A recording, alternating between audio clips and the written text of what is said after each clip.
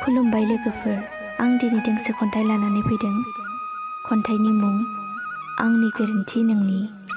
खन्थाइखौ लिरदों भारत नार्जारी आरो खन्थाइखौ आवरायदों जावलिया सिमां।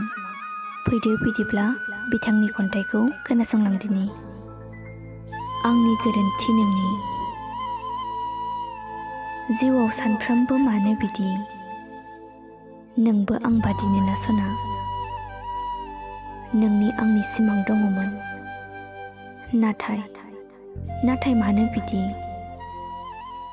नोंनि बुंनाय राव, नोंनि थिननाय बावगारनो हाया। हे खाफाल, बेनोमोन नामा जिउआव मानो बिदि? एखनब्ला सानो जौ सिगारेटजों गबना थानो।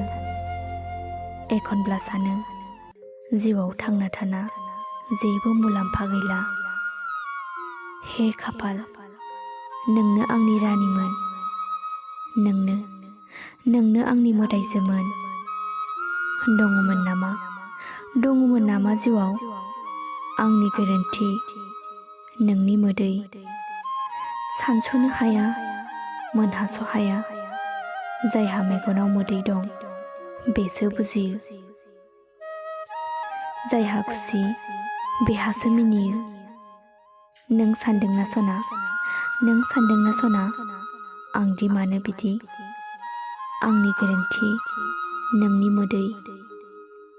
समाबो आंखौ थिनाखैमोन, बोथोराबो आंखौ थिनाखैमोन।